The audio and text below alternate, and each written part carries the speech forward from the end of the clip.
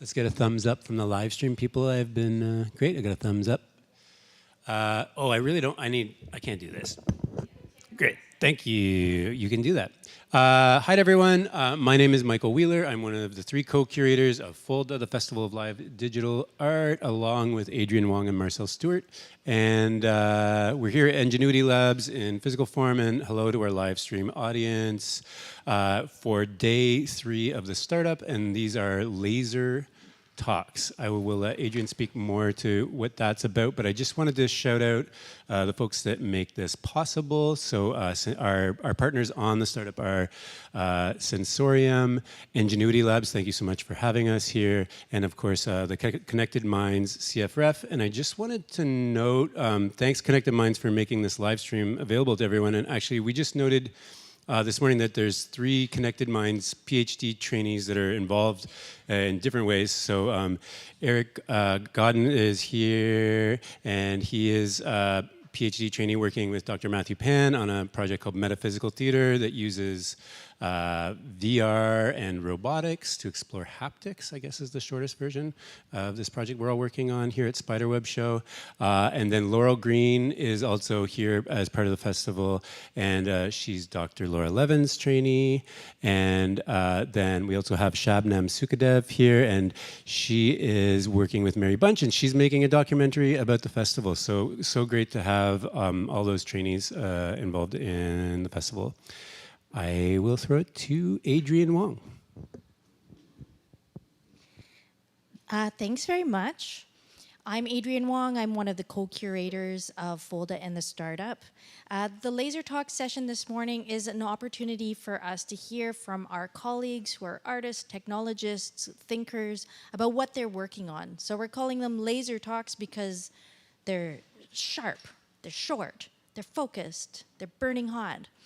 And we have 5 different topics this morning and 6 different speakers. So you'll see how that rolls out. So my job is going to be to come in and introduce you to each of the speakers before they speak. And then I'm going to be presenting very short bios. So if you are curious about these folks and what they are up to, please check out folda.ca. The makers page has all of the full bios for everyone involved in the festival. There'll be maybe time, depending how people do with their 15 minutes, there might be time for questions afterwards. And I'm just going to be on the clock. All right. So first, I'm going to invite up Shabnam Sukadev. As Michael mentioned, Shabnam and her team are filmmakers in residence here at FOLDA 2025. Shabnam is an interdisciplinary artist, scholar, and filmmaker, and her PhD studies are supported by Connected Minds. Shabnam, come on up.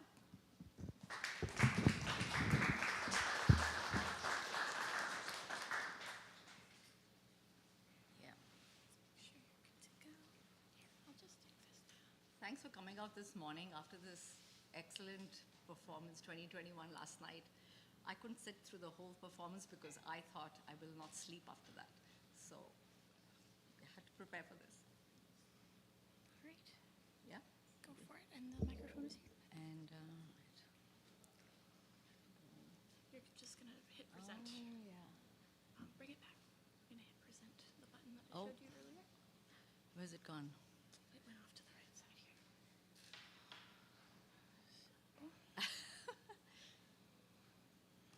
So just hit present here. Present and go back. There you go. Right. And next. All right, great. Yeah, so as you already know, my name is Shabnam Sukadev, and I come to this work as a documentary filmmaker, performance artist, and a daughter. This project is rooted in my body, shaped by intergenerational grief, migration, and a deep commitment to storytelling as resistance.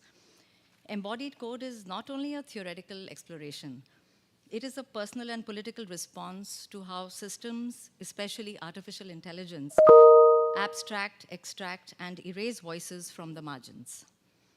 As a woman of color, is that me? I don't know. As a woman of color, working with memory, trauma, and performance, I ask, what is lost when machines are trained on histories they don't understand? and what might be possible if feminist, subaltern, and decolonial voices were centered in these processes. We live in a time where large language models claim to know everything. But what does it mean to contextualize, to feel, to embody knowledge? Performance offers us another code, one rooted not in efficiency, but in care and rupture. Oh, I'm already on this slide. Okay, AI codes us, categorizes us, but can we in return code back with our bodies? So embodied code, in a sense, is a refusal.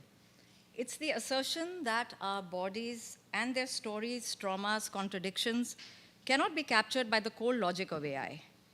Feminist performance through masking, storytelling, and movement offers an analog, affective counter-technology to this digital regime.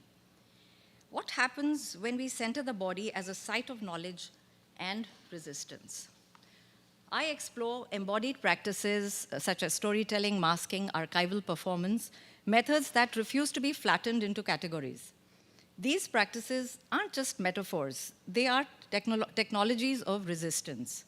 The question I pose is, can performance itself be a feminist counter-technology in the age of AI? My performance framework draws on feminist and decolonial thinkers. Judith Butler reminds us that gender and identity is performed. It is never fixed. Spivak challenges us by asking, can the subaltern speak? I ask, what would happen if she doesn't speak? What if performance allows subaltern bodies to evade capture, not through speech, but through embodied opacity?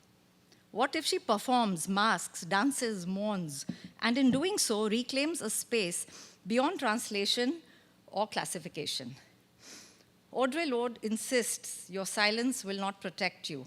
For Lorde, voice and visibility are not merely expressive acts. They are political imperatives. Embodied code speaks to the radical necessity of speaking from the body, especially when systems of power prefer silence, neutrality, or erasure. Lorde's work reminds us that survival requires naming our experiences, even when the language is not ready to hold them. To move or to glitch, as we saw in Marcel's performance, can also be forms of speaking. While algorithmic systems thrive on clarity and classification, feminist performance insists on ambiguity, multiplicity, contradiction. It is messy, and that's its strength. Performance in this framework becomes an insurgent act, a rejection of algorithmic capture.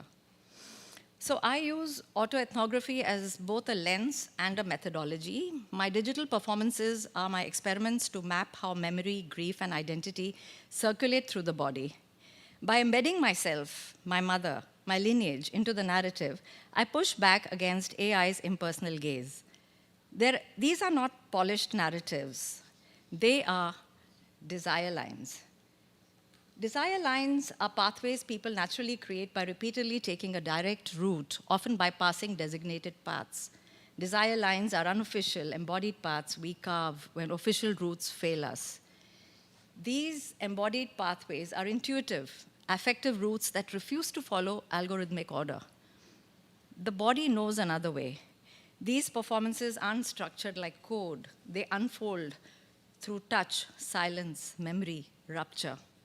In this way, embodiment becomes a kind of code breaking, a reprogramming of what AI cannot compute: care, rage, kinship, grief, love. The clip we're about to see centers the mother, my mother. She becomes the anchor not as a subject of trauma, but as a living archive. It's going to show you my creation process in a sense. I adopt the aesthetics of device theater, autobiographical narrative, and improvisation. So I need to get out of this so I can show you my clip. Yes. All right. Now let me just open that up. Yeah. And the audio is correct, right? Yep. And play it. I'm just gonna. You have to play it first. I'm just gonna make it full screen. Make sure it's on.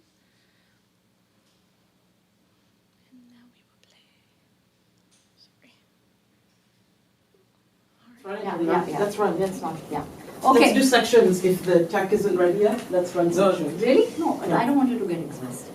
I No, like the Shabnam. spontaneity of it. Yeah. So be in the moment. I don't care. Okay. I want you to be in the moment because it will work much better. Sure.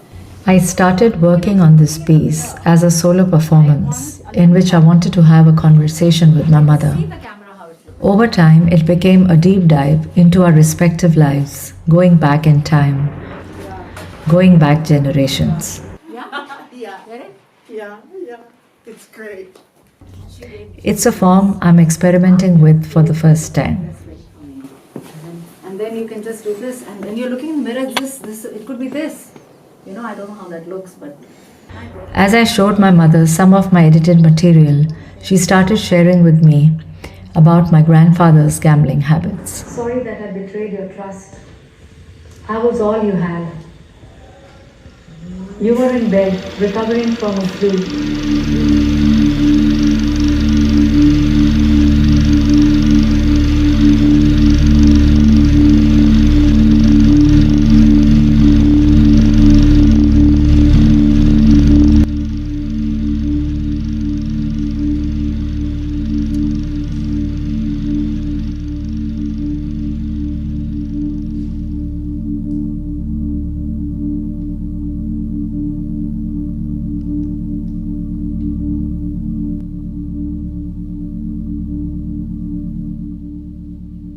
I, Gina, 12 years old, promise that I will never get married.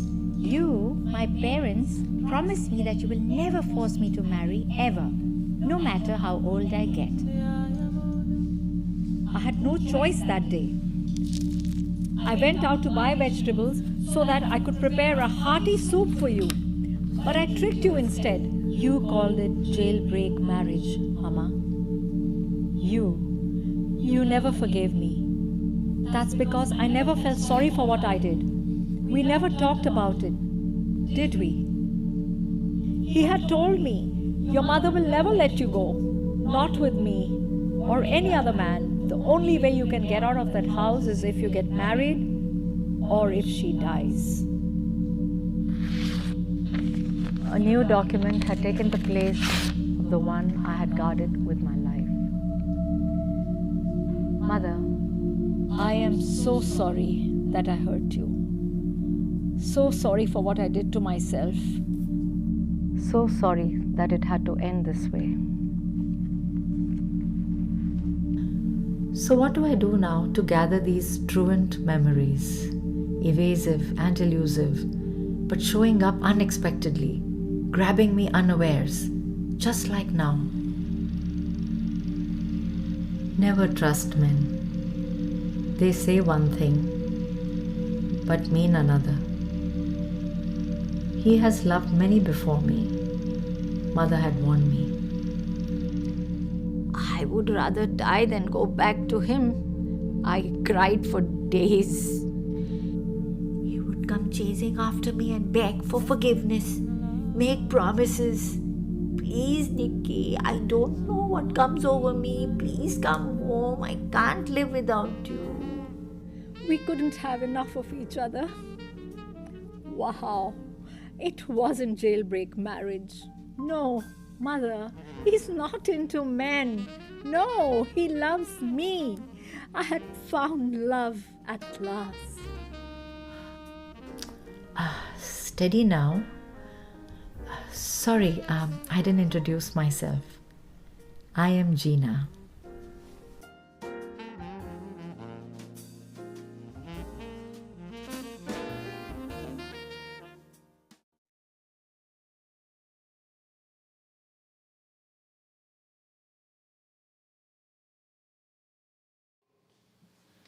Go back to him. I think if we just open it, it's on the last slide.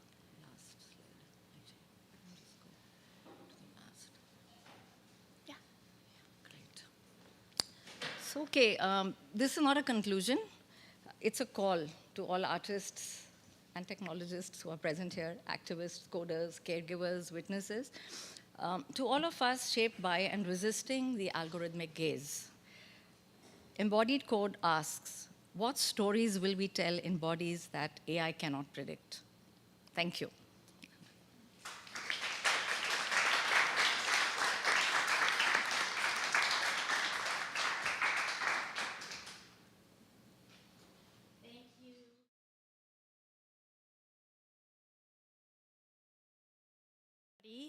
And thank you, Shabnam. We have a couple minutes. Does anyone have any questions or comments? I was really struck by this idea of that the body is something that resists code. That we are not zeros or ones, and that the information that we're able to give to each other through our bodies, our gestures, our voices, is something that resists kind of quantification in some ways. Any comments or observations? I'm on the right track. I'm trying to. You've got to come over here. Come over here. I'm trying to break into this.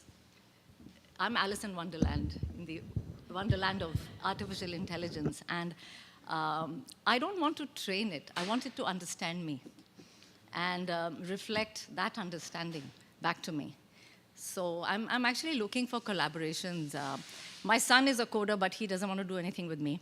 So I'm looking for, and he's brilliant, but I'm looking for somebody who, someone who could show me the way, that try this, try that, learn this, learn that, and I'm happy to do that. So that's why I'm here. Okay, Gunnar, I saw your hand was up, so I'm going to bring the microphone over to you because we are live streaming. Yeah, thank you so much for this thought-provoking presentation. I just wanted to comment real quickly that I think both in the neuroscience and in the AI community, people have realized that the current AI models really lack this embodiment component, right? And the latest pushes are really like going towards that and trying to sort of like, you know, put the body, put the environment, the interaction between the body, the environment, and the brain or the artificial intelligence system back together. And many people think that that will sort of like enable the next big step forward, both in terms of our understanding of neuroscience and the brain, but also in terms of building better AI models. Yes, and that's my hope. And I hope it happens in my lifetime, that's all. Thank you, Shabnam. Thank you, Gunnar. So our next presenter is Ronnie Chang. Ronnie, I'd like to invite you to come up and set up your setup, and I'll move to the side here and read some bio information. Excuse me. It's all about navigating screens today. So Ronnie is an interdisciplinary queer Hong Konger artist whose primary mediums are lens-based art, animation, and new media installations. Oh, and creative writing. Their work has been screened at festivals globally and exhibited in galleries across Western Canada. And Ronnie, we're very happy to have you here.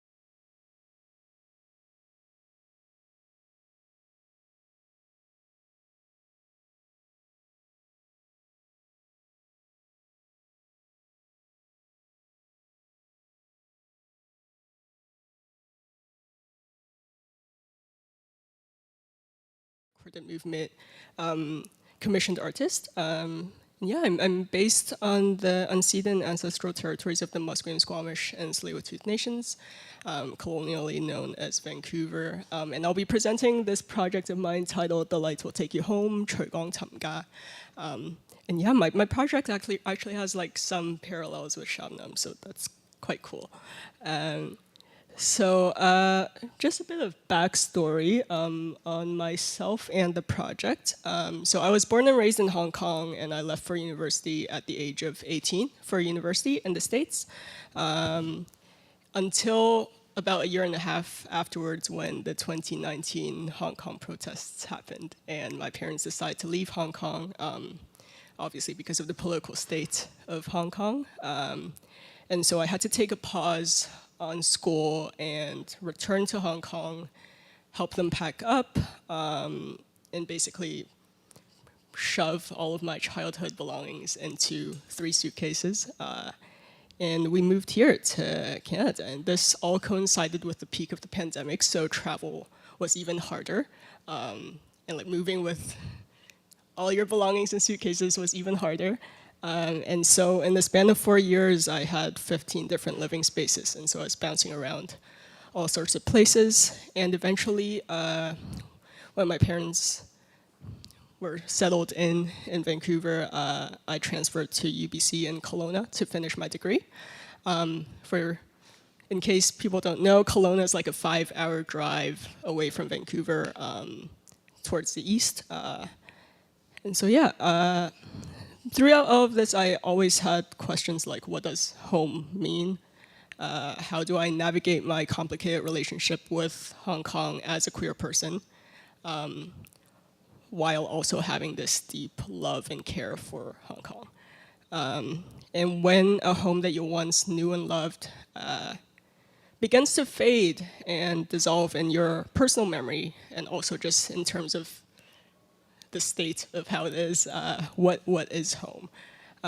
So when it came time to create a capstone project for my degree, I was doing a Bachelor of Media Studies.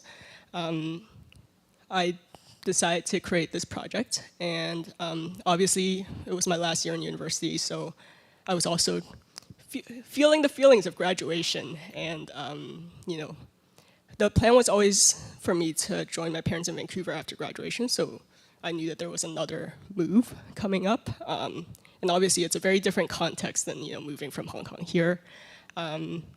But as it often is with trauma, you know, these feelings still arise, and I was feeling a lot of panic. So this project was kind of my way of processing past migration trauma and also preparing for another migration.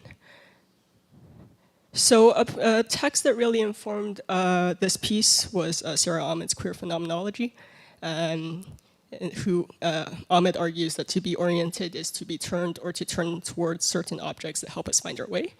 And we feel at home when we're oriented. So a queer orientation is to deviate from the paths that have been laid out for us and to deliberately choose a path that is perhaps more disorienting, but is one that we can still eventually reorient ourselves towards. And Ahmed also describes migration as a queer and disorienting experience.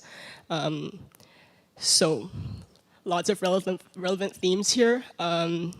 And essentially encourages people to embrace this disorientation and to break away from existing paths that have been laid out for us. So really what I was trying to answer for myself was, how do we feel at peace with repeatedly going back and forth between disorientation and reorientation? Because, you know, this bouncing back and forth between comfort and discomfort is not just something to do with migration, it's, you know, just a normal part of life, right? And so, yeah, I created a projected installation piece, which used 2 walls, crane and corner, and I suspended 3 layers of sheer fabric from the ceiling. There were 2 speakers used to play a soundscape, and again, 2 projectors, each directly projecting onto a wall. Here it is. It was almost entirely created with Blender, which is a free and open source software for 3D modeling and animation. And I also use Touch Designer for projection mapping and coordinating the different medias that are involved. So in the animation, we're walking through streets of Hong Kong, through a street market, and you'd hear all of the sounds that you typically hear in a street market, and eventually turns into a road lined with skyscrapers and neon lights. And all this starts to crumble down and dissolve, and you start to hear sounds of protests, sirens, and then it all eventually fades away. And in the darkness, you just hear heavy breathing, a heartbeat, and it's quite long, so I won't actually show the full thing. But eventually, some sparkles of light come up, and you see the sparkles form into white flowers. And in Chinese, the white flower symbolizes the concept of guanzi, which means good people or people who are good for us. And these flowers form a path amongst grass, and eventually the path turns into a desired path into a more bright future, essentially. And these kind of move between the two walls.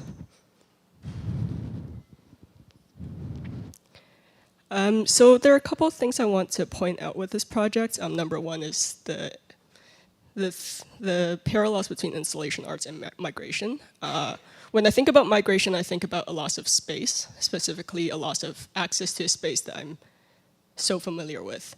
And there's all this muscle memory that I have of navigating a space that I can no longer use. And installation art is essentially the act of making a space your own. So when both are such spatial experiences and both involve the act of physically orienting yourself, I find it interesting to pair migration narratives with this medium. And number two is the potentials of animation. I love animation. As a queer, non-binary person, I find it a very queer and non-binary art form.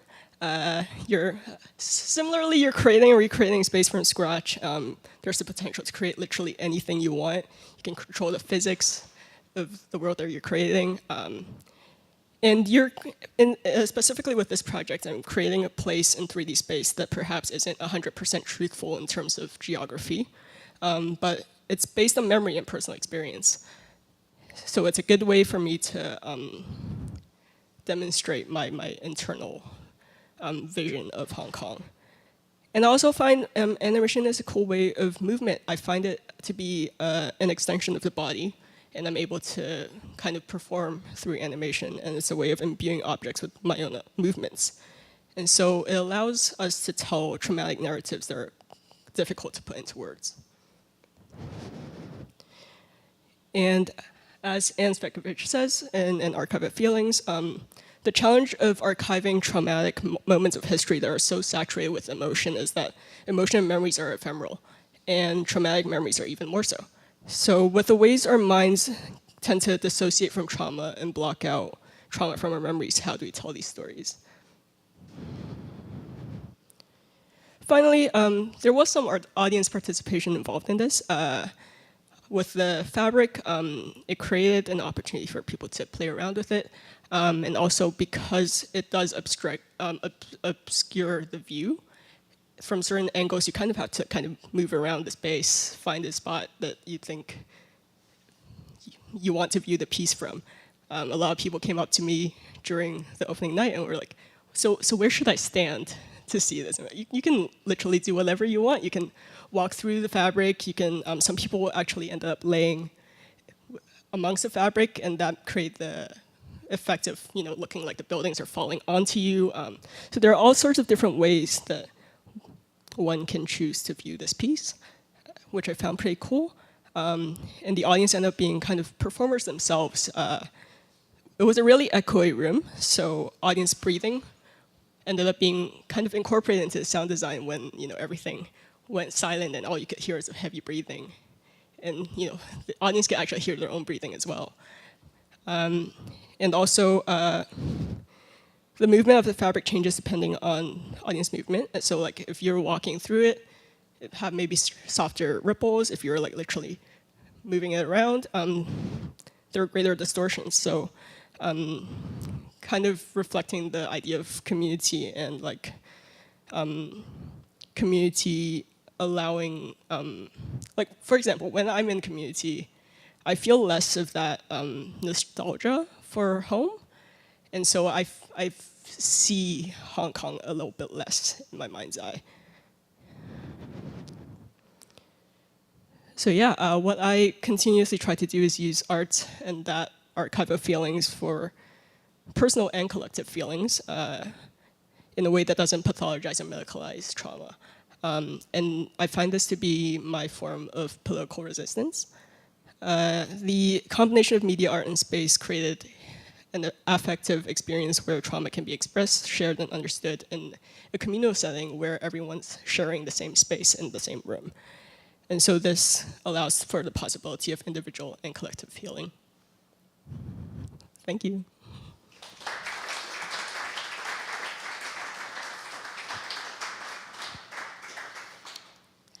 Thank you, Ronnie.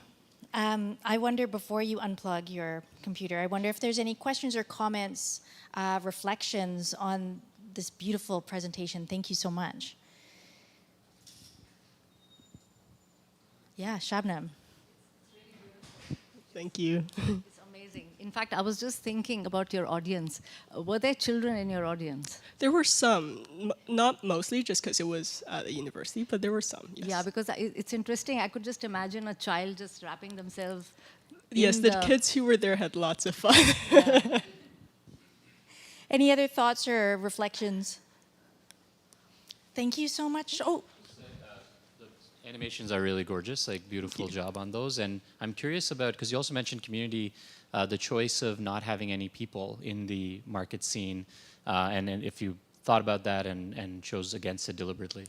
Yeah, it was really just the sounds of people that were present. I find that when I think about the street markets, I did try adding people in. It just felt off. I think without people, it created that kind of uncanny look, which kind of reflects how I feel about Hong Kong now. So yes, I did think about that. Thank you very much. Thank you. Another round of applause.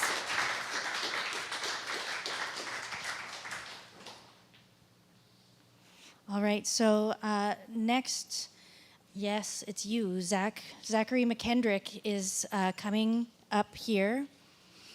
I'm gonna make some room for Andy to help. Thank you to Andy and Martin who are caring for our stream and our presenters today.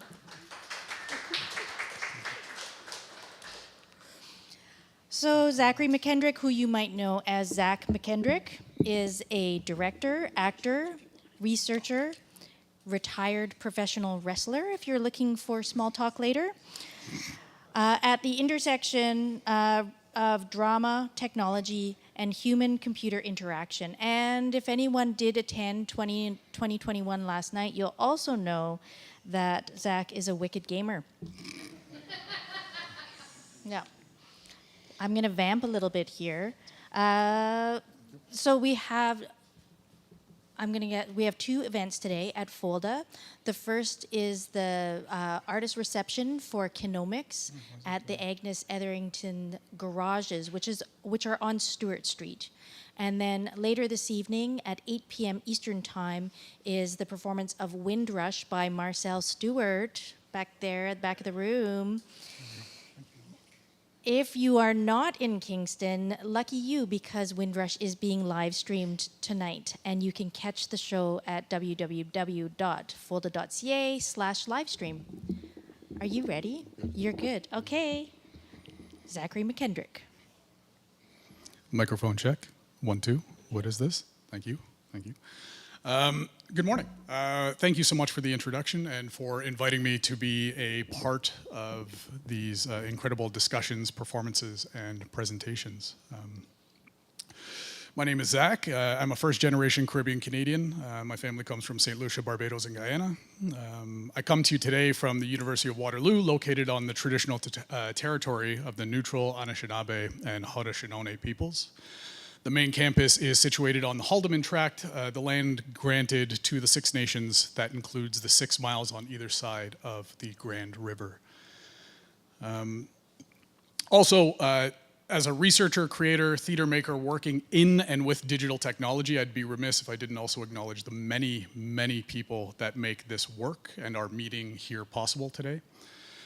From installation technicians and IT professionals that help establish and maintain the networks that we use, to the laborers that manufacture our hardware, and the miners that extract the raw materials in often unimaginable conditions to make all of this happen. Lastly, very fortunate to be working in human-computer interaction and performance in Canada.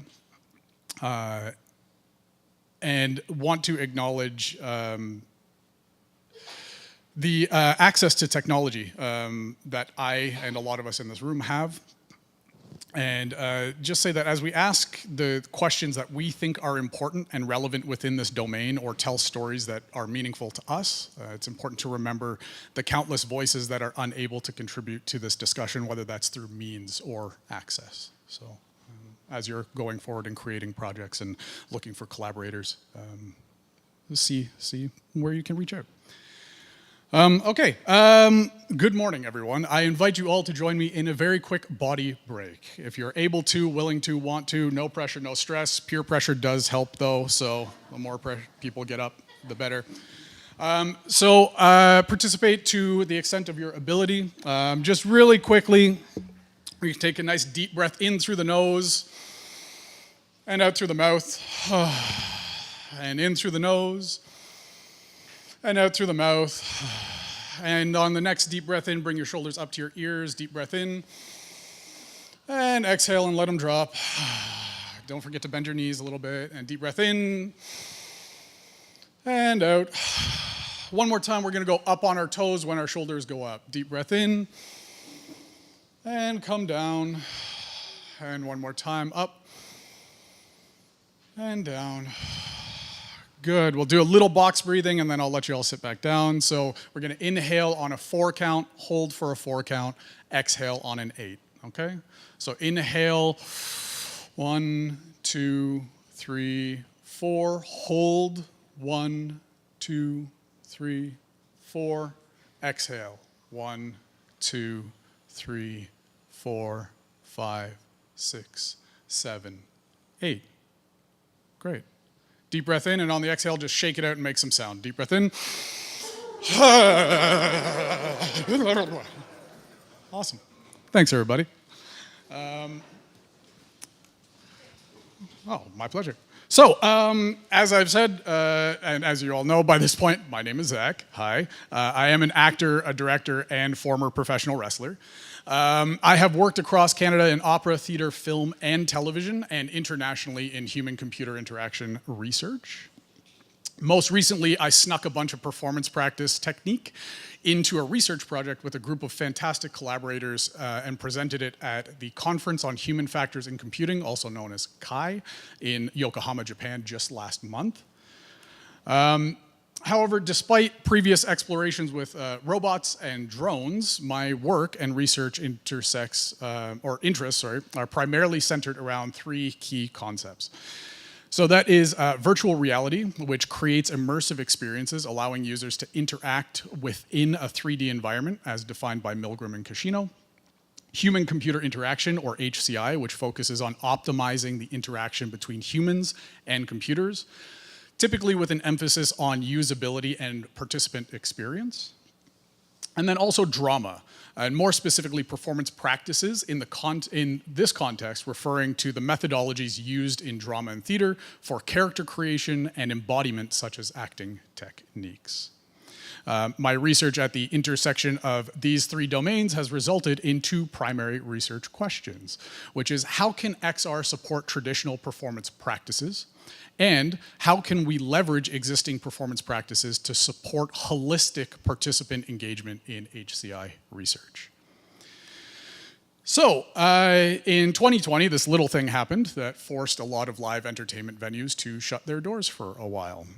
This mass closure of live entertainment venues caused many in the performance community to have to pivot and find new ways of sharing work and engaging audiences. And traditional live performance practice gave way to more interdisciplinary digital approaches to creation. And from this shift, as if overnight, a new community emerged, with many creators choosing to continue creating in VR full-time in this new post-pandemic, very kind of world. Of course, to many, the shift to VR was not surprising, with some creators and theater technologists suggesting that COVID merely accelerated the adoption of this new technology. But psychologists have been asking questions about virtual reality, like what makes immersive VR the ultimate empathy machine, for years. And when I came across this in my research, I couldn't help but think of another empathy machine that I was very familiar with. So first, a little history lesson. In 1938, dramatist Antonin Artaud, a name familiar to people in this room, fantastic, I'm amongst friends, this is great. Antonin Artaud coined the phrase réalité virtuelle, pardon my French, to describe the simulated reality of live theater in both practice and performance. Now, Artaud was referring to what he viewed as an alchemical process, creating plays from random materials and symbols of a time, place, or culture. Today, VR systems are becoming more ubiquitous. And it's important to remember the relationship between drama and virtual reality as we continue down the path of what we might now call a digital alchemy. So with that relationship in mind, and as part of my ongoing research, early on in my PhD, I identified 4 main categories for digitally mediated performance. These are very rough containers that can be used to identify digitally mediated performances, though it is important to note that some productions, many productions in fact, may traverse these categories multiple times even within the same show. So first we have Zoom plays and live streams, which is one-way delivery where the viewer interaction is minimal and typically confined to an online chat. We also have hybrid theater, which leverages digital technology in its composition and delivery, but remains mostly one-sided. We then have co-located performance, which will position the audience inside of the narrative in some way where they have a direct, albeit limited, relationship with the performer. And then finally, we have immersive VR theater, which is typically wholly immersive, with the audience playing some sort of role, pardon me, within the narrative to help progress, dictate, or in some cases derail the play. After exploring and creating in this VR space for a few years in the early parts of my PhD, I was left with several questions. And as anyone in this kind of space knows, questions beget more questions, which beget more questions. And so I went back to my roots to answer these questions, which is my training as an actor, as a director, and started to look at actors as liminal beings and interaction specialists that are capable of existing in multiple states of reality simultaneously. Stella Adler, show of hands, that name is familiar to people in this room. Fantastic, I love being amongst friends.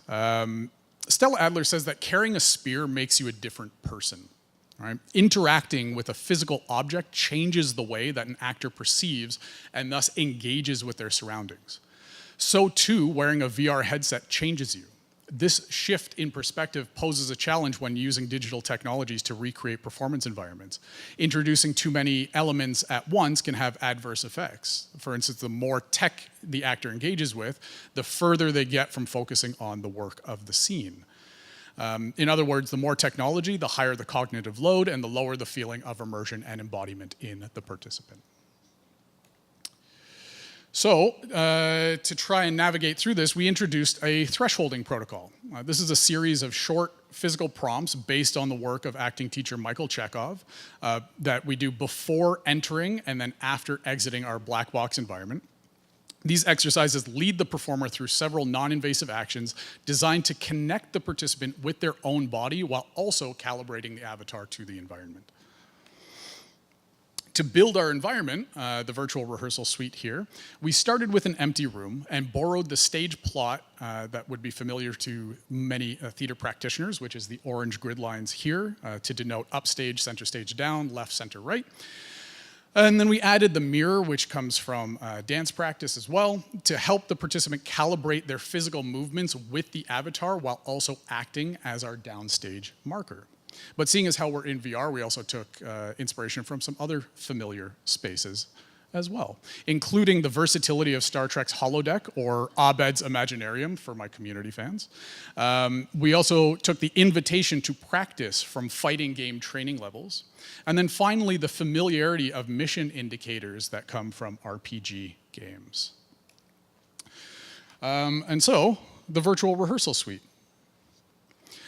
Inside, we devised a heads-up display that has a script broken down into Stanislavski beats that comes equipped with blocking indicators that are attached to each page of the script. So as you flip through the pages of the script, the blocking indicator moves and tells you where to go in the space.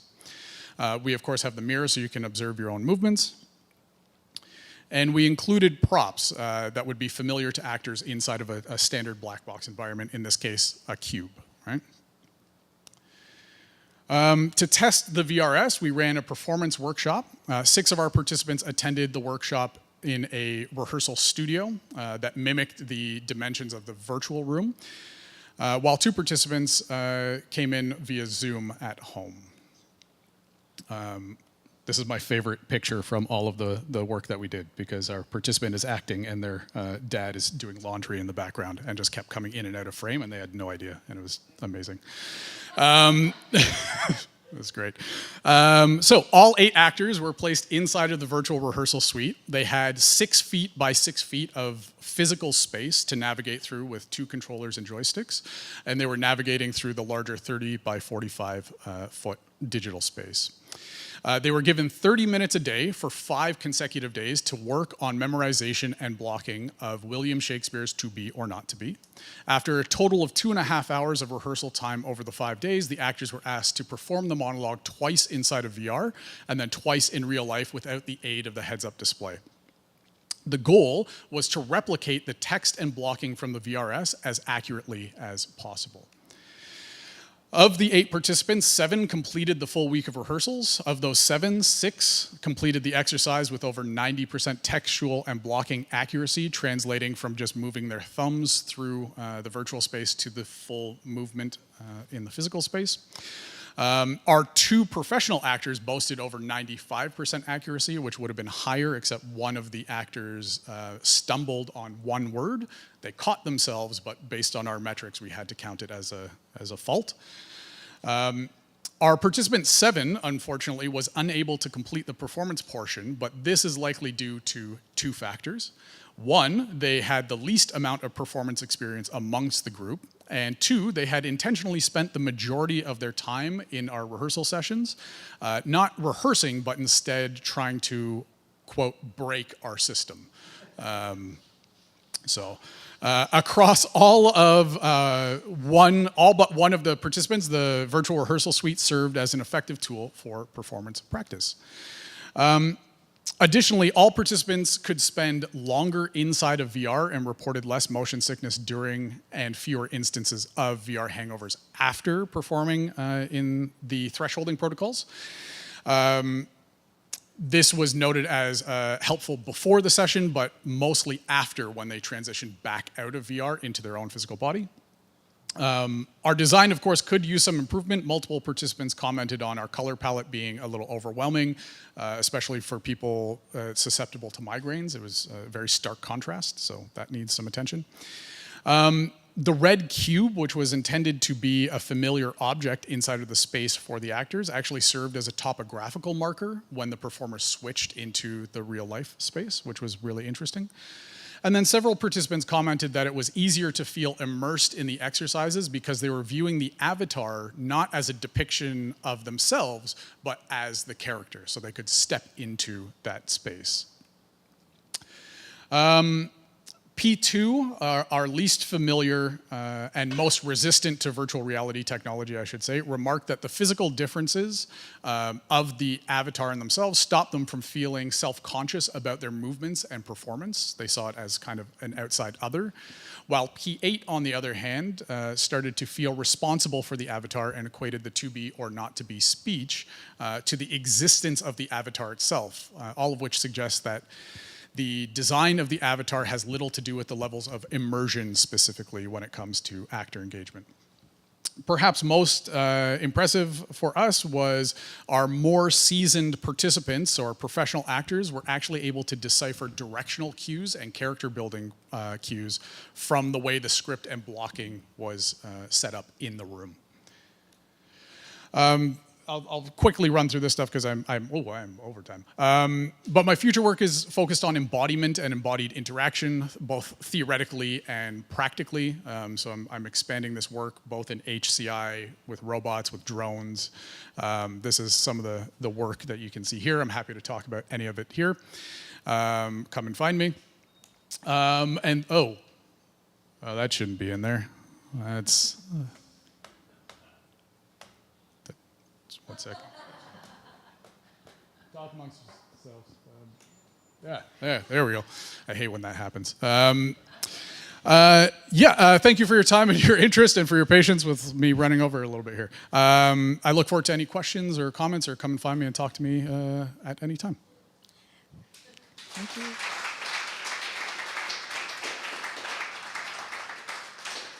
Thank you very much, Zach. Any questions, comments? I got a hand here. Thanks so much for that. I actually really want to hear more about breaking it. And I'm wondering a bit about the kind of acting that's being investigated here and whether you do see potential for those people who are looking to break it and maybe create other types of work as performers. And just if you wanted to comment a bit on that. Yeah, sure.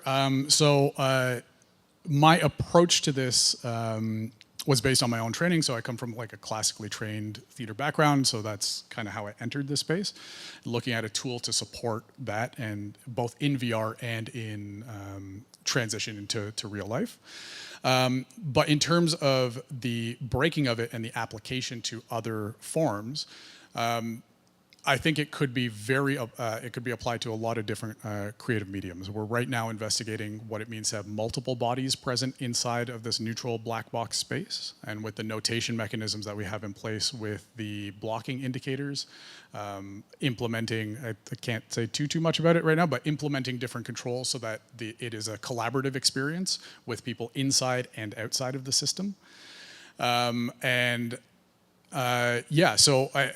There are multiple ways that I think it can be applied to different types of practice, certainly. One thing I didn't get into is that there's a camera function as well that is based in the room. It just takes a lot of computational power to process through, so we didn't activate it for this piece.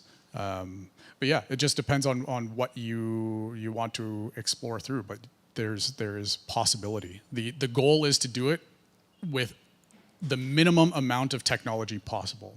So we're trying to remove as many barriers as we can. The entire thing can be done inside of a VR a Quest headset, which I happen to have a couple here if anyone's interested in playing around later. But all you need literally is a headset and 2 controllers and 6 feet by 6 feet of space. So you don't need a full motion cap rig, and you can do physical practice, you can do embodied stuff as well, if that answers your question. Yeah.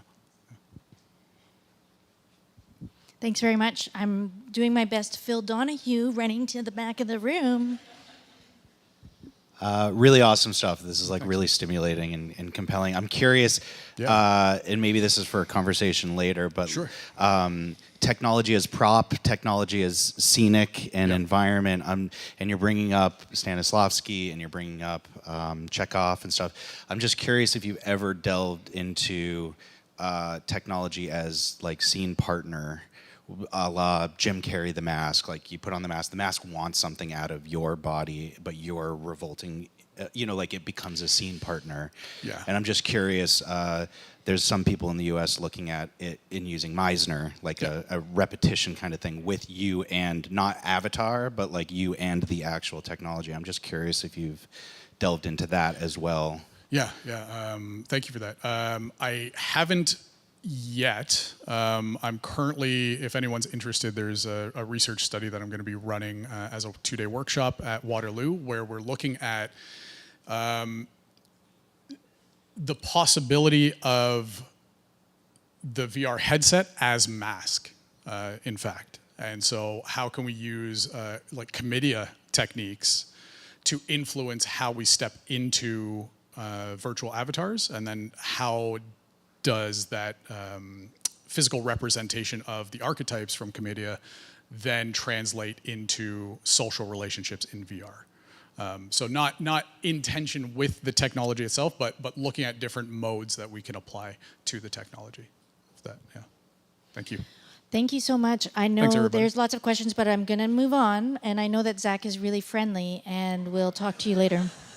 I know that about him. Jay Westerland is here next as our next presenter.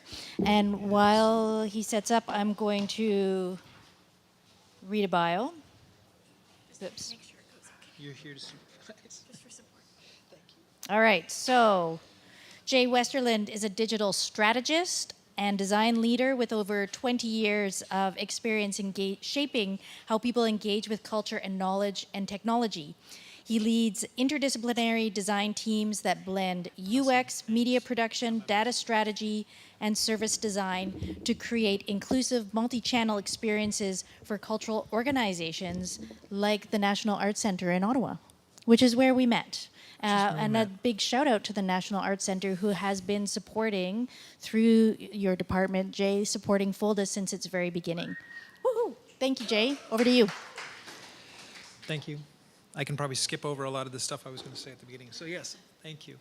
My name is Jason Westerland, and I'm, as Adrian says, I'm the director of digital experience design at the NAC. The NAC is located on the traditional and unceded territory of the Algonquin Anishinaabe Nation. It is kind of known by the settlers as Ottawa. I'm not an artist, as many of you are. I'm an arts administrator. I've spent the last 20 years of my career using design methods and digital means to really sort of connect, to create the conditions where artists and audiences can connect and experience things together. And I lead an interdisciplinary design team at the NAC. We've got, it's an interdisciplinary design team and media studio, and we're really kind of focused on trying to create opportunities to deliver performing arts any place, anytime, and for people of all abilities. Our practices include UX, interaction design, wayfinding, motion design, graphic design. We've got software developers, networking specialists as well too. Really just kind of a full gamut of technologists and designers in order to really kind of solve any of the most complicated problems that are being thrown at us by our various teams. We'll work with artistic teams, and we'll also work with a lot of the customer-facing teams as well too. So we also manage all of the end-to-end experience, the transactional experiences at the NAC as well too. So we are able to sort of really kind of help support audiences in every part of their engagement with this. Lately, I've been naively stepping into this area of cultural policy making, if you will. I am way out of my depth, but I really want to share a project with you, and I can't even speak on the other parts of it, but I want to kind of talk about some of the technology, this R&D project that we've been working on with a bunch of cultural partners, technology partners across Canada. So, the proposition, how do we describe our work to the machines that help us? That challenge really lies at the heart of all of our lives right now. Right now, Canadian culture's content is being misrepresented, buried, erased because we haven't invested in the metadata that tells machines who we are and how our work matters to us. Big tech platforms will prioritize profit over public interest, and without structured metadata, Canadian culture is undefined, undervalued, and we're just kind of we're not just losing visibility in these platforms, we're also losing control. So, discoverability isn't just about creating better content. Lots and lots of people are just putting up more and more content online. It's about providing the machines with the structure they need to understand the meaning behind the content, behind that work. Without that structure, the AI models don't recognize us, search engines don't prioritize us, our national memory just sort of fades as links erode over time. Those links don't connect, our memory fades, and nothing really lasts online. So in other words, without metadata, all the data and content, it just becomes noise. Without a knowledge graph, nothing connects. And I'm going to walk you through what a lot of this means. And without interoperability, every investment becomes another silo. There's a lot of investment going on in Canada right now on different sort of tech platforms and technologies to try and help Canadian artists, and we want to make sure that we're investing in the right things. And again, this problem isn't just theoretical, it's happening right now. There's lots of legacy information that's trapped in old PDFs, strewn across websites, locked in proprietary databases that, you know, discovery platforms that we all rely on to surface that information, like Google, they really can't parse any of that information. So at the NAC, about 50% of our traffic comes from Google. Another 10% comes from like Meta's social platforms. So as an organization, 60% of our traffic, 60% of the way that we're trying to engage with our Canadian audiences is coming through systems Canada doesn't own. Canada didn't set the models of how those are built, and we're sort of outsourcing the ability of how these platforms are retelling our stories and presenting it to Canadians. So it's really, sorry, something just glitched. So it's really more than digital strategy. It's really a matter of sovereignty, and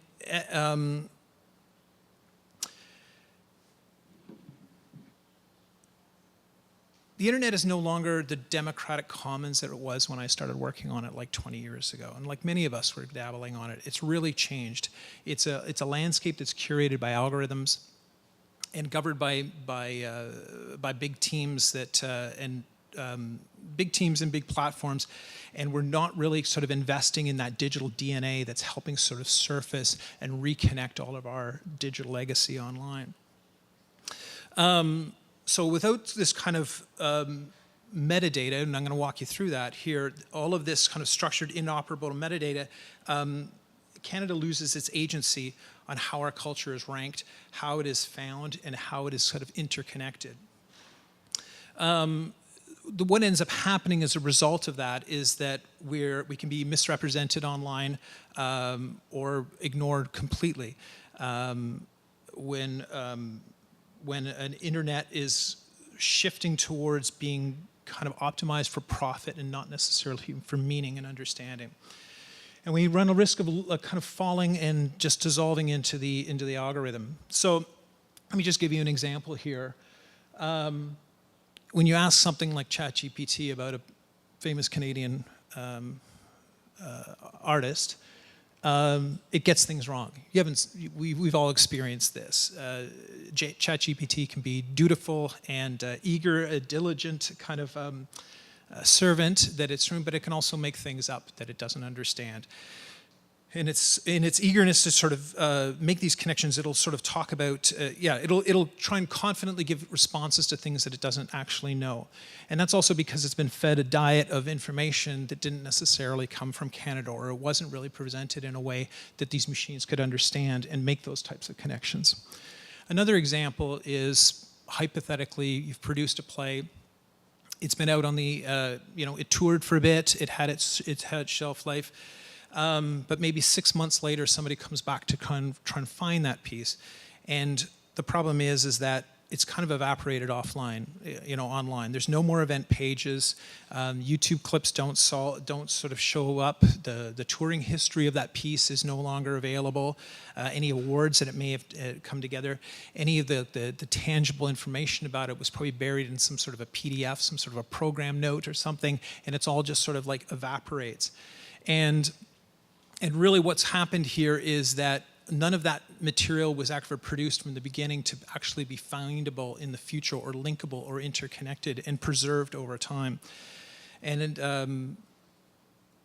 again, as a result, this is sort of like effectively sort of not really helping us maintain our digital records for future audiences and researchers or AI models that people are starting to use more and more.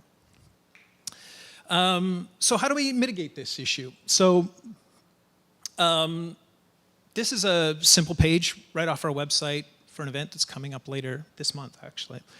And this is typical of any page you've ever seen. Any time you've ever bought tickets for any type of show, ours isn't really no different. You've probably managed or had your own shows set up on there. And it's probably the same structure you would put on an 8-year-old's birthday card, birthday invitation for that matter, of just really kind of understanding the who, what, when, where of that information. Now again, as humans, we would look at this and we would understand, by looking at this information, we would be able to parse and understand what this means. We've seen this before, we've seen this pattern before, but this is not the way that machines see this type of thing. They're not able to derive meaning from this particular one. The way machines want to see it is like this kind of Unix-formed date. And this is the type of stuff that we've started including in all of our event pages, kind of hidden behind, in the code in behind what's going on, in order to make it more machine readable. Now, pardon the code that I've thrown here up on screen, but this is basically the changes that we've made to the website. And you can kind of skim across the yellow links. You can sort of see that we've added the same information that's kind of on the visual layer of the website. We've added that to the data layer of the website. So you can sort of see the start times, the name of the presenter, the work that's being performed, what kind of work it is, actually like descriptors about how that's categorized, that work, what it's also like, similar to. And it also actually links into the actual performer as well too. And I do want to sort of draw your attention to the blue link at the bottom, because that's where we connect the artist, the playwright, director of this particular piece into the Canadian cultural knowledge graph that we've been developing. And when I say we, it's a collection of us that are all working together. So let's define what a knowledge graph is. So interestingly enough, like, knowledge graphs are the core intellectual property of all of the digital mega platforms that we all use, like Facebook, like Google. That is what that's what they've created. They've amassed these knowledge graphs. They watch what content is out there, they label and they categorize it. They watch what each one of us does and creates a knowledge graph about each one of us, and then they use their algorithms to pair up that content and that information together. So that is essentially what those platforms do.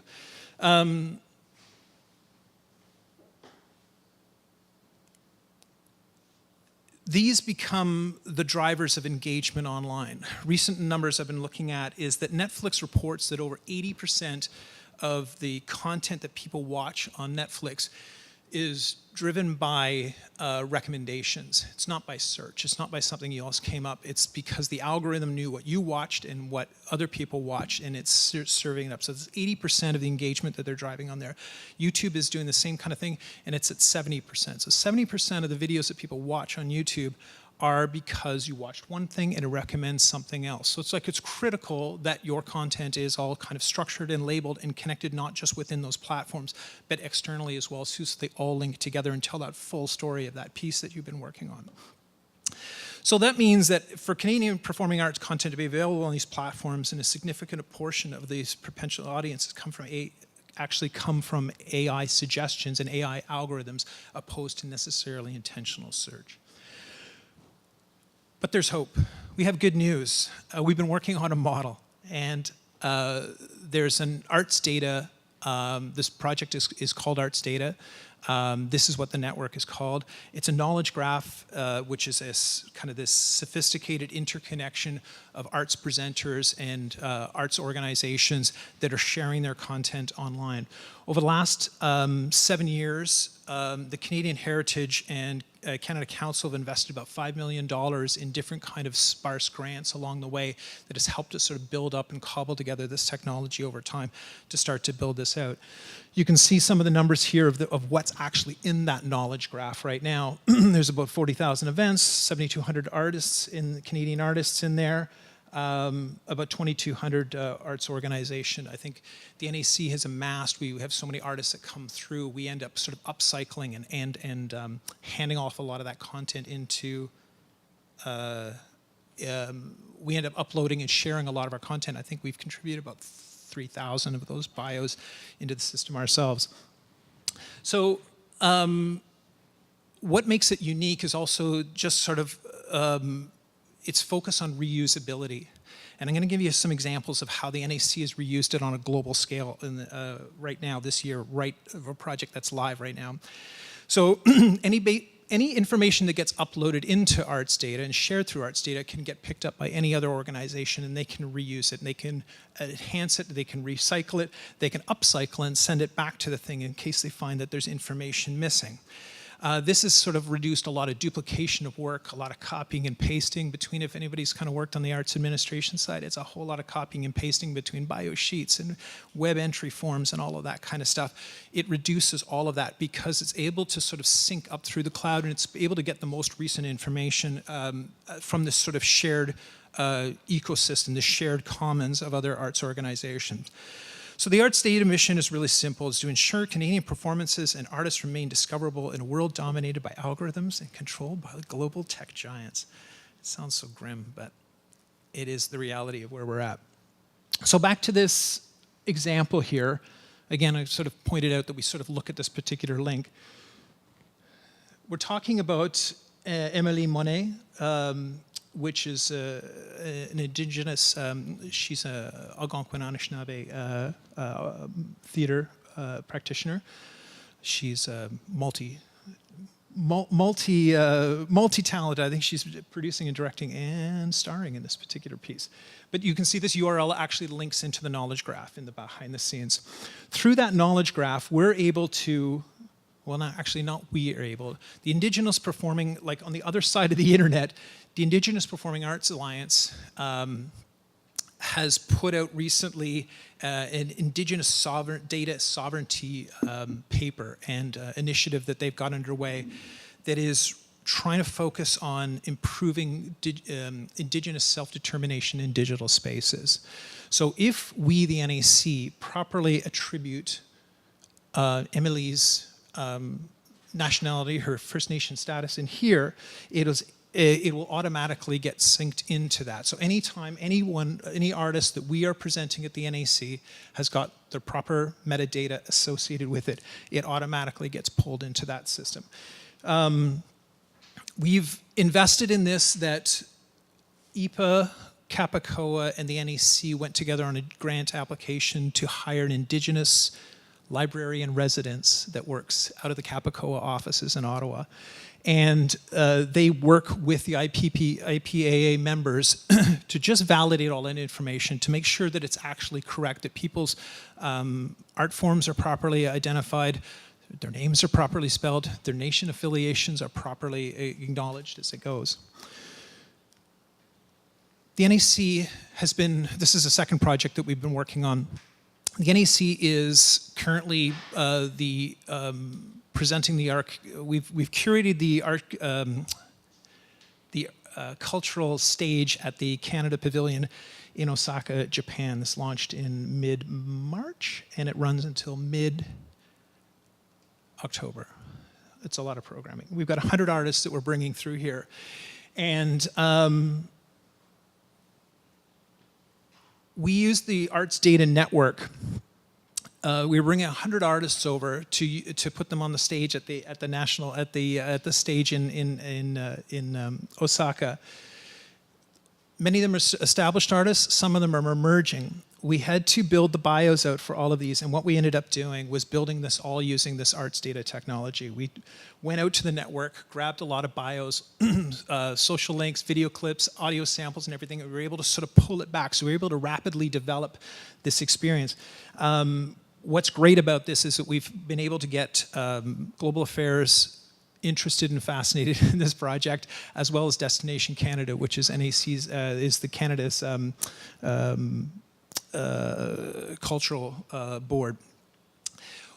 Any artists that were new and emerging that we were presenting that weren't in the knowledge graph, we've been able to add them into the system and upload them back into the system. So again, somebody like Erin Costello, if there was any details that were missing, we could sort of add that and enrich that data and put it back up for the next time that somebody is presenting her down the road. Our next frontier that we're working on right now is the tourism sector. We're currently working on a prototype right now where we'll be syncing our certain events from the NAC's website over onto the cultural calendar over on Ottawa Tourism. Once we get that pilot running, this will all move this is a process that used to be handled through emails, coordination, emailing spreadsheets back and forth, people on both teams, copying and pasting stuff, and all of that will be gone. All the NAC will have to do is just tag certain events as to going to the tourism board, and it will automatically sync over there. Once we get this running, we're going to open it up to other organizations around Ottawa, other presenters that also already sharing their programming in with the Arts Data Network, and we're going to end up putting their stuff in as well too. Then we're really keen on leveraging our relationship with Destination Canada that's come out of the Expo project, and we're going to start rolling this out nationally. That's the vision. Wrapping up, metadata isn't really an optional extra. It's really the backbone of infrastructure. Government invests in all kinds of infrastructure to connect physical places in our world, physical places in Canada, but we're really kind of skipping over this other important piece of infrastructure meaning. This really matters in a time like right now. In a world where instability is a tactic, we need to build the conditions for our own stability. You're watching the news yesterday, it was nothing but instability. It's still probably carrying on now. Without this kind of metadata structure, we really kind of cede our creative control, our cultural control to big tech companies based in the US that don't really have incentives that align with ours in Canada. Canada's narrative gets rewritten by algorithms that we don't shape, that we have no influence on. This is our best way to sort of feed into the diet of what those machines read and understand in order for them to sort of like bring it back up to us as Canadians.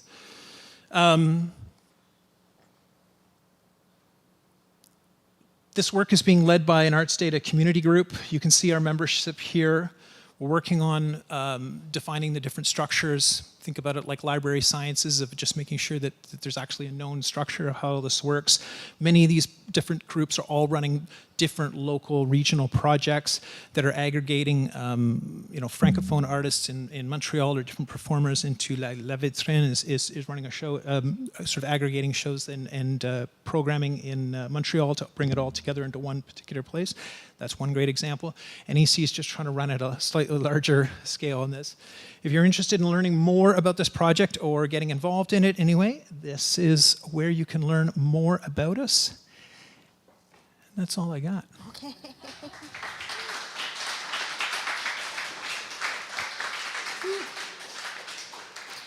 Wow, thank you, Jay, so much for all of that. You're welcome. Yeah, it is a lot, and we're gonna have. I think that it's gonna lead into our conversations that we have this afternoon. It's probably the best place to talk about it. It is probably the best place to talk about. Right now, I'm going to say thank you. We're not going to take any questions right now. That's okay. Because we have Create Canada, Oasis Lightwalla, and SGS, Sarah Garten Stanley. I have to plug in my computer. Can I hand you this? Thank you. Hello. How's everyone feeling? Great. I have a 10-week-old, so the fact that I am standing is a win. Yeah, we had a long night. She did not appreciate the new hotel room as much as I appreciated it. So, but also she's adorable. So, okay, sounds good. Yeah, on the whole, I'm still winning. I think. Yeah. I'm going to interrupt now because that's back to me. Thank you so much for your help. I really appreciate it. You've just met Oasis Lightwalla, a professor, entrepreneur, and optimist. He is an assistant professor in the Creative School at Toronto Metropolitan University, focusing on entrepreneurship, leadership, and innovation in the creative industries. He has a baby, a new baby, and he's working on several experimental projects on deploying AI to make things better in the cultural sector. And then Sarah Garten Stanley here, who's also presenting, known as SGS, is a Canadian thought leader and, I can agree to this, a creative force. SGS holds a PhD in cultural studies from Queen's University, where she focused her work on the 1951 Massey Commission. Her roles have included VP of Programming at Arts Commons in Calgary and artistic producer of the National Creation Fund at the National Arts Centre, and also co-founder of Spiderweb Show and FOLDA. Welcome, SGS and Oasis. Thank you.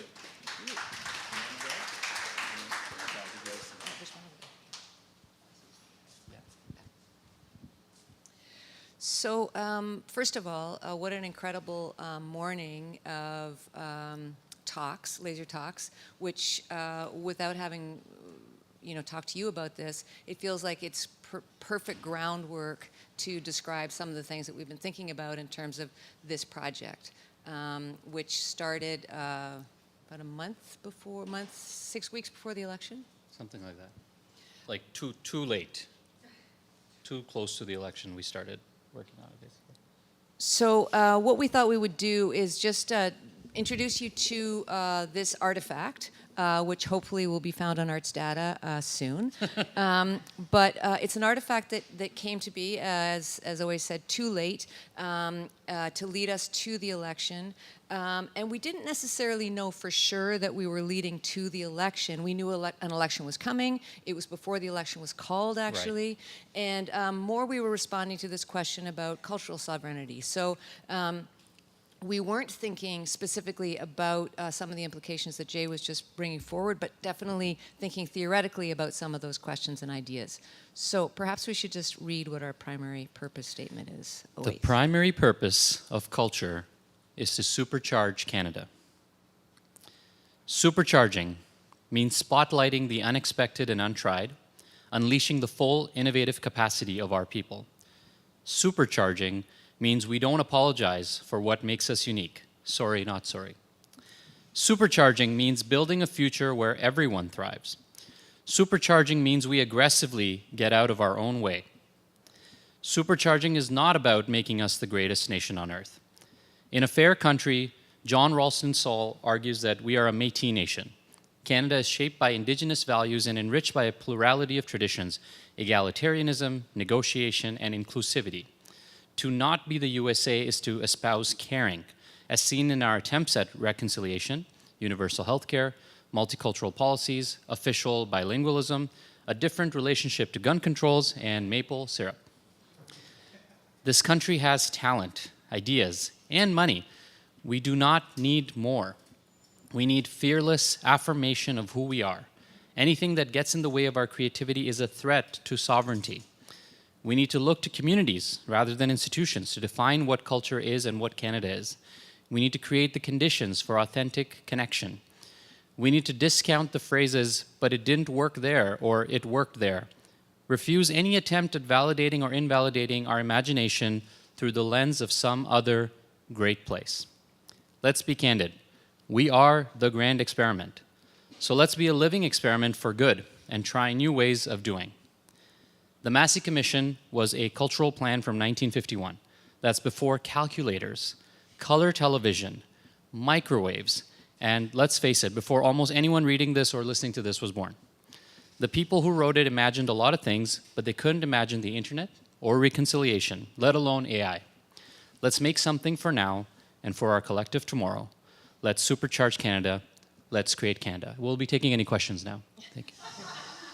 It's a great reading. Yeah, just scroll down a little bit because we wanted to make sure that David Maggs is referenced here as the third thinker as we put this project out into the world.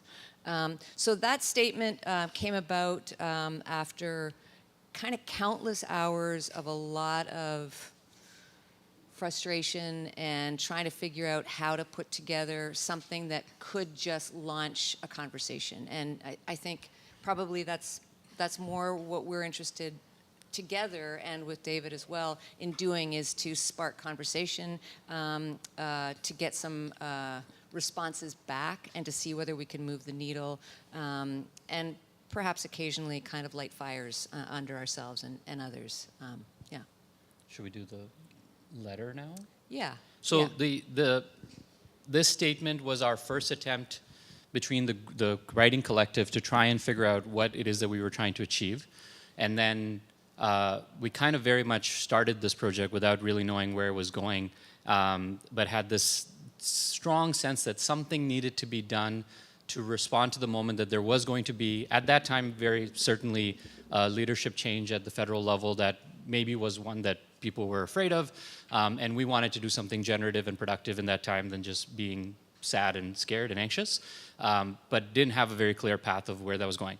After putting this out, we felt a little bit more emboldened, and then we started writing a bunch of writings that we put under the ideas section that are individual policy proposals. Some of them are very vast and expansive and massive projects, and some of them are very precise and targeted. And again, we were kind of muddling our way through, loosely inspired by some far more entitled folks who also did some policy writing around that time in the entrepreneurship business space and had all kinds of ideas for how Canada could be made greater. And we were like, well, if they feel permission to just say things, maybe we should just say things, see what happens.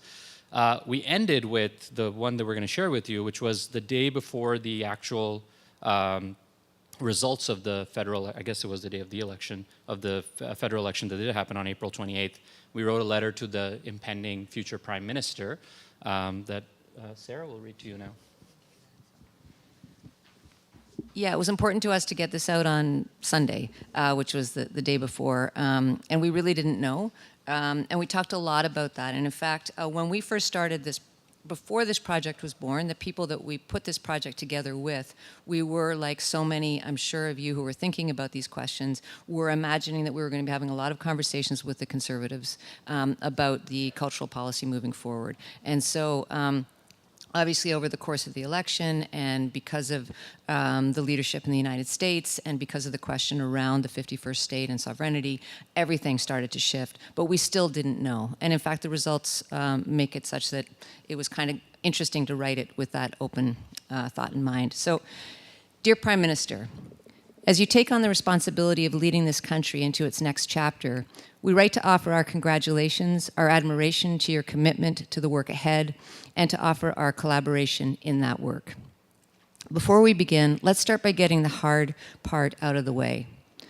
It's not about more money. More money can't solve anything unless we have better ideas on how to deploy it. Whether it's existing monies or new monies, we believe our focus needs to be on how we supercharge Canada to meet the moment.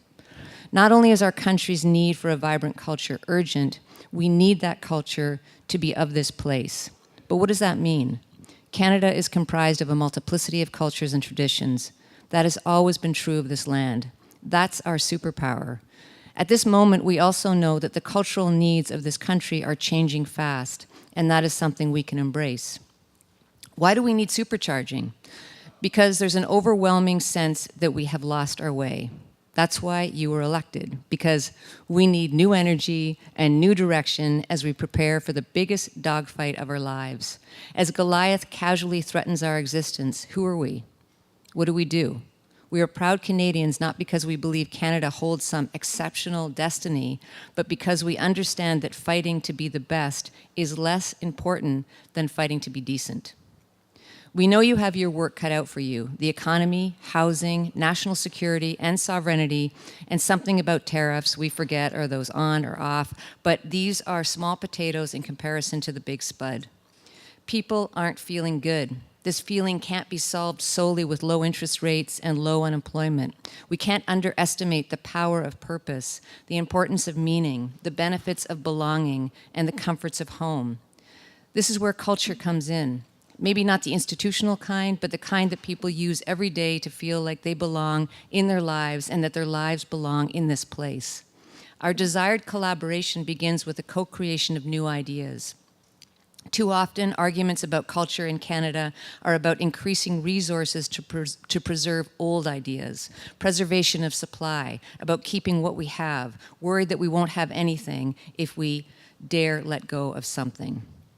Your goal for a stronger Canada has inspired us to think about solutions to our shared challenges.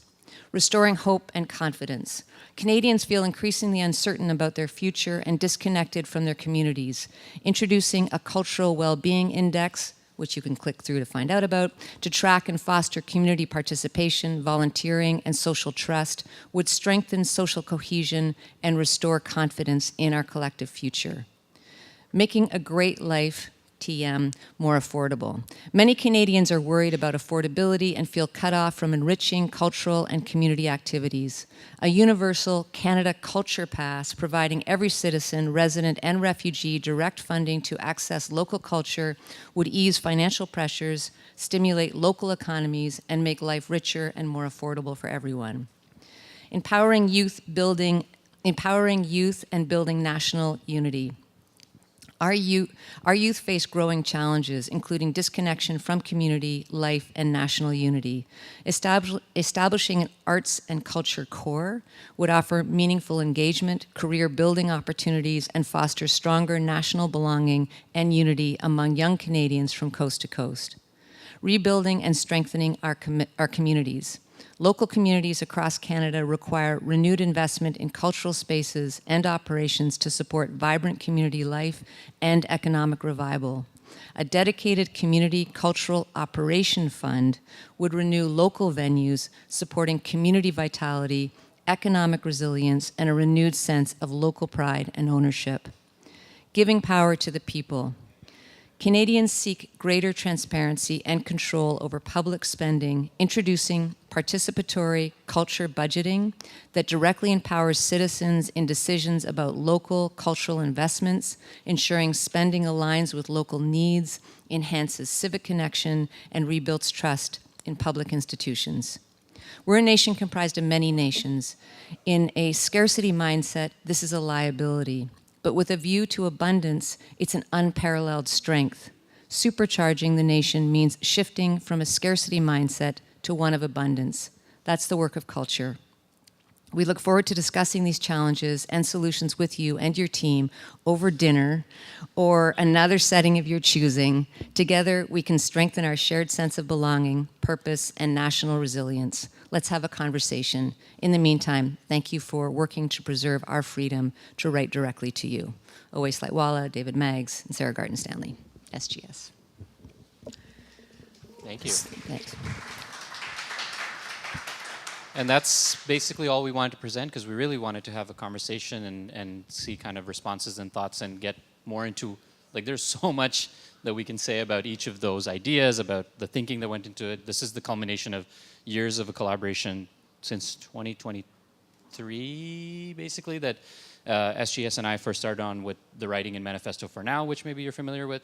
And then this project was very much a direct descendant to that writing and thinking that personally has been very much radicalized the way that I think.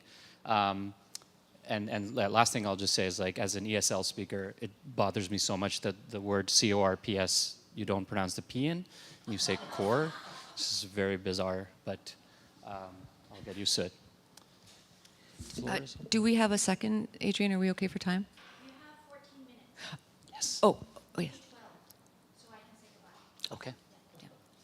Shabnam. I just asked, have you heard back from the Prime Minister? Not yet. But he'll get around to it. Not yet. Just before we take questions, I was just wondering, Owais, if you could just maybe speak briefly about how we understand abundance, because there's a couple of essays in there, but just to, yeah. So basically the idea of abundance that we're channeling in this work is inspired directly from a book written recently by Ezra Klein and Derek Thompson in the States. It has caused quite a stir in the conversation in the States. There's lots of strong opinions about it either way. And at the time that it came out was very fortuitous for us, because we were looking for a philosophical framework of trying to understand what it is that we were trying to say that was different. And as you can tell from the writing here, I think one of the things that was really interesting for me about the challenge of this is, what is a constructive, generative conversation with a conservative leadership about culture where we don't rely on a deficit model of coming to this from a kind of how do we protect what we have, and very much actually a lot of the advocacy efforts had been until that point of, like, please don't cut anything, and why don't you take the CBC and leave us alone. Like, it was very afraid, fear-based kind of advocacy, and we wanted to actually have a conversation about, well, what could we do with a completely different set of premises and openness to ideas, and what was, I think, equally inspiring to us about the abundance framework is that it allowed us to imagine that it would be possible maybe that we could have something better than what we have today if we were willing to actually engage in the activity of imagining a new way of doing things. And it also allowed us to really shift our focus from, oh, we need more money, which is basically the kind of perennial challenge that everyone is always facing with. But speaking from experience of having been to Ottawa a few times and having done the dance, starting with "we need more money" is a really great way to end listening, because they hear that all the time, and it's not actually a very compelling message. And I am actually at the point now where I genuinely don't believe it's actually true. So never mind the fact that it doesn't work, but it's also maybe actually not helping us, because we actually have had record levels of investment over the last few years, and there's all kinds of challenges that we didn't address with that money. So the idea and the core idea in Ezra Klein and Derek Thompson's Book of Abundance is basically that some of the values of progressivism has led to an over fixation on process that has actually countered the actual goals of progressivism in order to provide more housing, more transport, better services for the very people that progressivism tries to support. And an abundance mindset would be trying to unleash all the possible goods into the world by being much more aggressive about product rather than being fixated on perfect process. So this shift, I think, is something that maybe could be very useful for us in the Canadian cultural sector, because we also have quite a bit of fixation on process over outcomes. And some of the outcomes that we try to really hone in on here are like, what do we want for Canadians? Because from a government perspective, and this is who our audience is, the sector itself is like a very, very tiny constituency.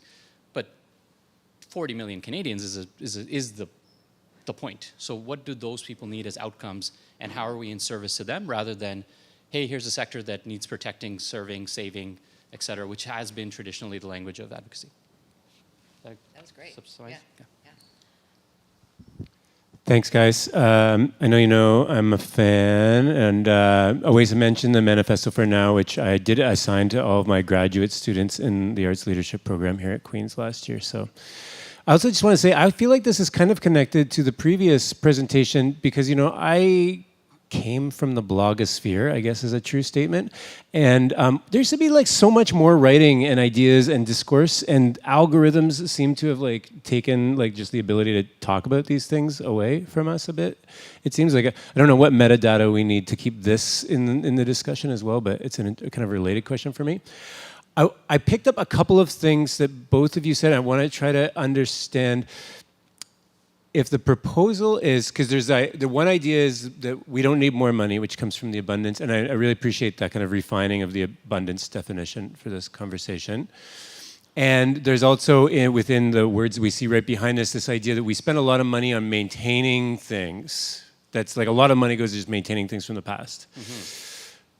And then there's also a proposal for participatory community budgeting. Mm-hmm. So if I try to connect the dots of those three, are we kind of saying like we would let like a community get together and be like the Ottawa community could be like, we don't want to fund the symphony the way we used to? Like there's some hard conversations we proposing communities have with our institutions, which, hey, might go better than us. End of thought. Yes. I think because, you know, often what happens with these is like, whoa, there's a little bit more in the project fund for all of you, but we're talking about putting it all on. It's insidious than that, I would say, in that the way that the funding models are set up right now, there is a default bias that preserving what we already have, whatever that is automatically a virtue. So because we have inequitable distribution of funding, larger institutions get larger shares of funding, older institutions get larger shares of funding, wider institutions get larger shares of funding, et cetera, et cetera, et cetera. There's a default status quo bias that says, and I'm saying this as someone who's been on every jury there is to be on every level. One of my favorite experiences was right after the pandemic. I was on an operating jury, and we came into the room and they were like, just so you know, we're going to do the whole thing, the whole dance. You're going to read everything, you're going to take all the comments, but everybody's frozen, so nobody's going to get cut. And I asked the question, I was like, why are we doing the jury then? Like, what's the point? They're like, oh, because they need the feedback. And I was like, to do what? There's no actual incentive. And they're like, don't worry, next year we'll look at it again. Next year, they also had it frozen again. And the best part is not that. It's a 3-year committee, and it takes 3 years in order to go through from warning to second warning to then a small cut before you can actually cut somebody from operating funding. Like, the system is so unbelievably corrupted in favor of preservation that even if you were, everybody on the jury was like, this is no good, which, by the way, never happens because jury members find it really hard actually or committee members find it really hard to actually cut one of their own because everybody's hurting and everybody needs a job and this person's been working for 30 years and he's, yes, he said some problematic things in the past, but this poor old white guy also, what's his retirement plan? And like, I feel for him, but the system has set itself up in such a way that preserves, it's very kind of union mentality where like once you're in it, you're really good, but if you're not in it, we despise you basically. So that preservation mindset is so deeply rooted in the structure of the funding that I think the only thing that would actually disrupt that would actually be have diversity voices that are not the same self-interested parties. And never mind the like higher level of cultural advocacy conversations, which the leaders of the largest institutions go to Ottawa and have the conversations and say, you know what, arts needs more funding for the ballet because we're here representing the arts. And so you just continue perpetuating the same cycles and there's never actually an opportunity to have a completely different outcome. So exactly, to your point, what would it look like if the people in communities, and by communities I don't mean just like the artists who are not included, because I know those people would love to have a say, but there's also just the people outside of those, the supposed audiences that are not actually getting a say in where they want to see their tax dollars go to use. Of course, please. Yeah, and also in opposition to that, because there's preservation and then there's sustainability. And we don't fund, or there's no funding structure in place right now to fund ongoing operations of quote unquote new things or things that are operating. So there's money for infrastructure, bricks and mortar, there's money for the new projects, there's money for the bright and shiny things, but there isn't money actually designated for real operations. There's money for survival, but not for like the actual operations of buildings that cost money, especially now in this moment where hard costs have risen, exponentially. And so I think it ties to the kind of decision-making that ends up happening, which is the decision-making of scarcity or poverty, because the leaders in these institutions are literally impoverished and don't have the mental space, the cultural space to really engage with the shifting ecologies, the new ideas. And so I think there's also an underpinning of a structural problem within the way we choose to fund, because there's a fear that if we fund heating, that people will get really upset because it's not funding art. But artists and audiences need to be warm. Pipes need not to freeze. Like there's all those kinds of questions, and I think those need to be foregrounded. And I believe through a participatory budgeting framework and conversation, those conversations could actually be more foregrounded because everyone is living either renting or in a home or caring for. So there's a broader understanding, I think, of what's required. Thank you so much for this wonderful presentation. I wonder if you have thought at all about how your work is like formally a performance. And I'm thinking about this as a person who's been studying kind of the ways that artists engage with politicians in particular. Thinking about, I don't know if are familiar with Chris Lloyd's work, that he had a long series called Dear Prime Minister, which lasted for 15 years, where he wrote every day to. Yeah, no, I'm not saying that you're copying. I'm just saying that it's interesting to think about what you're doing in a kind of a longer history of artistic engagement with politicians. And in his case, it was more like a performance artist taking the piss out of the Conservative Party. But there is something interesting, like when we heard people laugh when you said, we'd love to have dinner with you, I actually don't think it's preposterous to be asking to have dinner with one of our politicians. And I think Awais, I've seen like maybe on Facebook that you have relationships with politicians, that you have been engaging with political parties. And just if you could talk a little bit about what it means for this to be seen as a performance that's durational, and then what it means, like, yes, you're not getting a response from the politicians, but in what way would you, what do you want the impact of this to be? Do you want this to remain within the artistic community? Would you like to be thinking about how those connections can be made? Do you want to be part of a future election discourse? Any thoughts on that? I'll just say two things quickly and then pass it to Oase. One, we talk a lot about performance as part of what we're doing, that it's an online opportunity to express and to have made a decision to collaborate together to put something out there. And of course, it harkens back to the beginnings of Spiderweb Show and thinking about everything that's written online as a performance. It's all a digital footprint, but it's also a performance in the making. So that's been very much a part of what we were thinking about, but we weren't thinking about it as ephemeral in so much to say that I don't think it's preposterous either. We haven't had dinner with Mark Carney yet. That's really ... Yeah, exactly. And the day we put it out, the MP rather from Kingston, who did get elected, did get in touch to say, we're really interested in this. Can you send everything along? Whether anything happens with that, who knows? But it did actually make it through the algorithm, which was shocking, because that is a big part of, I think, what we're facing is we're not actually getting out nearly as widely as it would be great to get out. So, but over to you. Yeah, I think the performativity of it was definitely something that we were interested in and trying to subtly play with as well in a lot of the writing, and realizing that there's multiple audiences also happening simultaneously. And one of the things that we struggled with a lot was like wanting to genuinely engage with the task of that the Prime Minister of Canada might read this, but also accepting the fact that our LinkedIn connections are mostly going to be arts and culture workers, and playing to both audiences simultaneously at the layers of what they think and care about on a daily basis. But I absolutely think that, like, from the very beginning, for me, the goal with this particular project was that it needs to be read by a non-arts audience for it to have the meaning that I want it to have. And I absolutely feel entitled to have dinner with Mark Carney if he pays. Like, as long as he's good for that, then I would totally sit down with him. And if not ourselves, I think the one thing that we didn't put out there or have as a goal is like ourselves to be the arbiters of, make us the next, czars of arts and culture for the country. It was less of a job application for us and more of a, let's spark a conversation publicly. And if there is an opening that we can then use to bring new ideas through, then let's see what comes of that, with less of a long-term strategy, frankly, of like what we would do with that opening.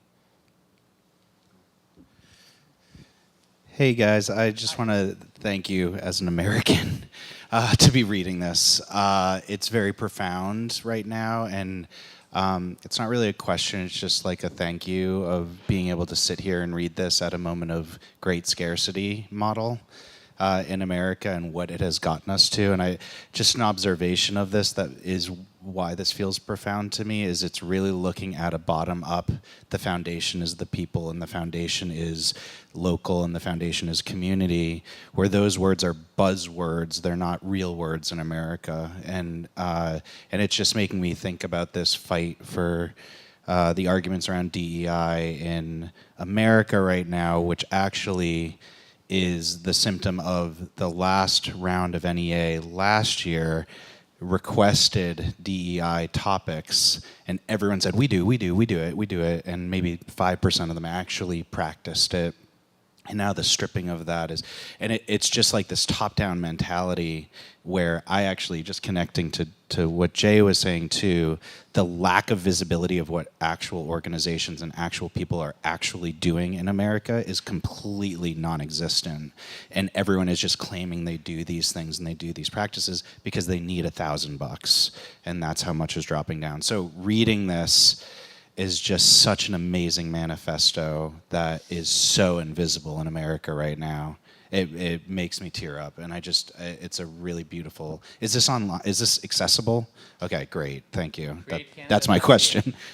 What's up? CreateCanada.ca. Okay, Create Canada, awesome. Thank you guys, really. I'm trying not to feel validated by a voice from the U.S. right now. I'm like, he likes it, he really likes it. We made it.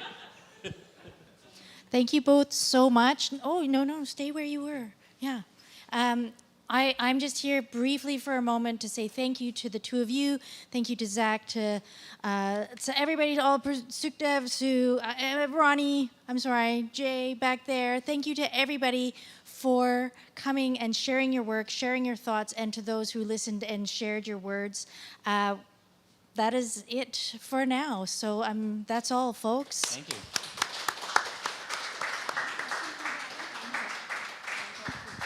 We'll talk off the record.